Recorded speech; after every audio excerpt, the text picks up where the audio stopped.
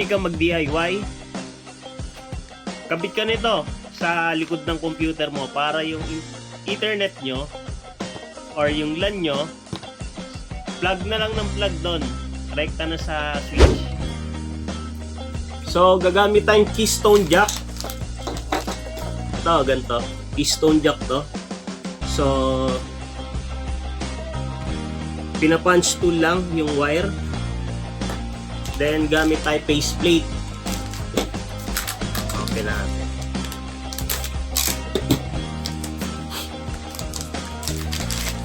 So, faceplate para sa wall. Wall faceplate to. Ito yung likod.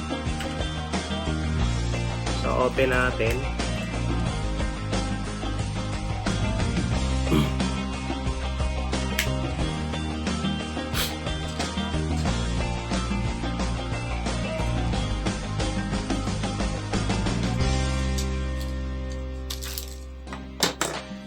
So ito, kakabit mo lang dito sa likod.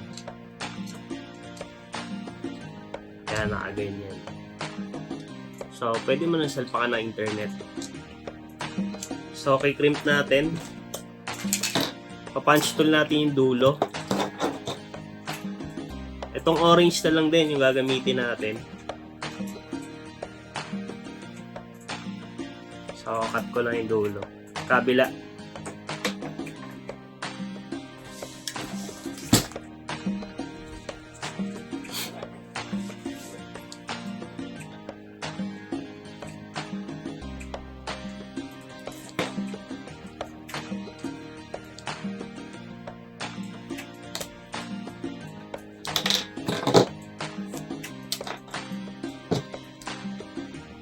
Place natin.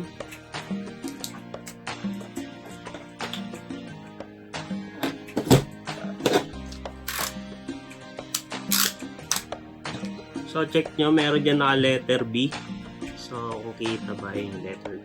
So, yung letter B na guide, yung nasa baba, yung babasihan natin.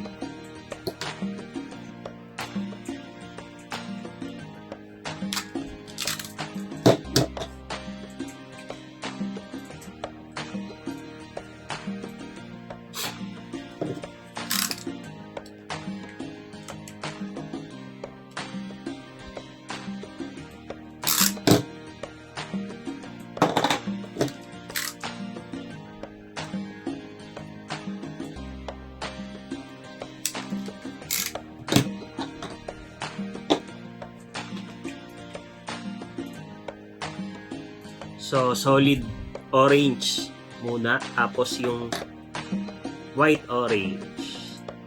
So, untwist lang natin. Pero kahit di mo na i-untwist lahat, unahin natin na lang, pinakamalapit, yung green and solid green. White green and solid green. Pinakamalapit.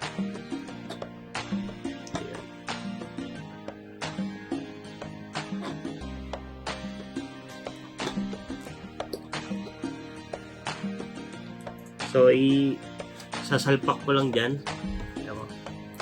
Ito, pa ganyan. Baba mo lang. Then, yung kabila, blue. Line blue.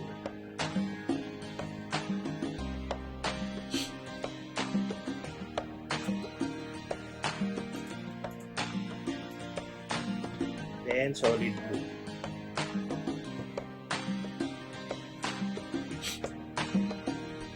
Sunod yung brown, lime brown.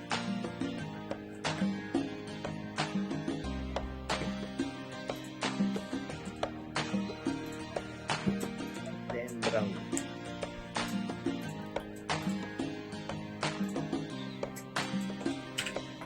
Sunod tayo sa orange. So solid orange.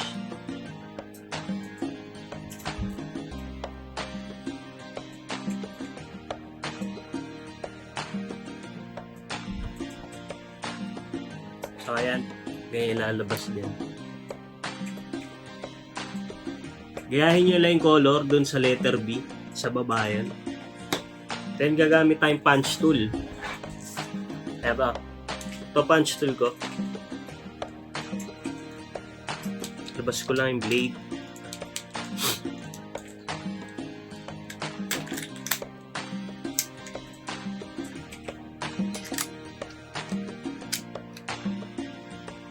So, meron tong cutter na rin. Pagka-punch nito, maakat na rin yung excess. So, punch natin.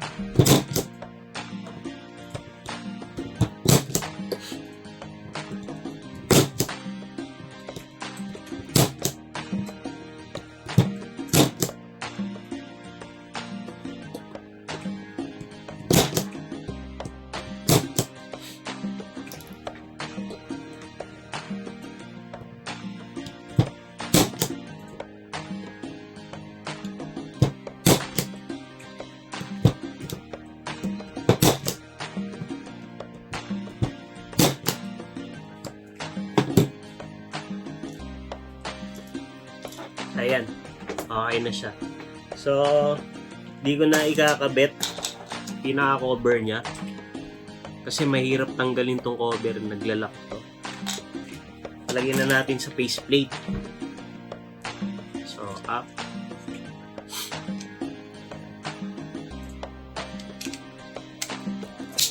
Ayan, nag-clip na. So, ganyan itsura niyan sa wall.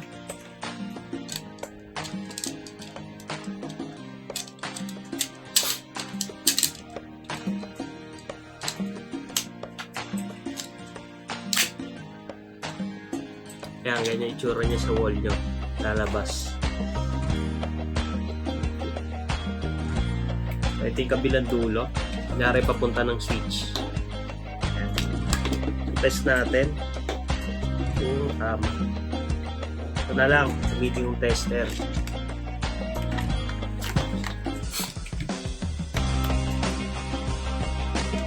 Then, gamit tayo ng isa pang cable kasi di natin masasama.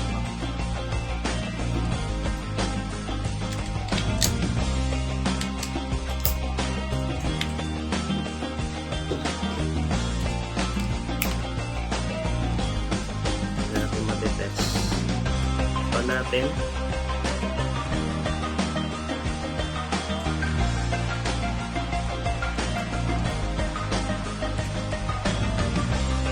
So, ayan.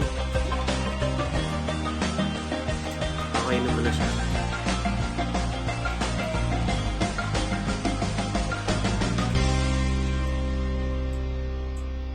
For more video like this, just hit like and follow. Thank you!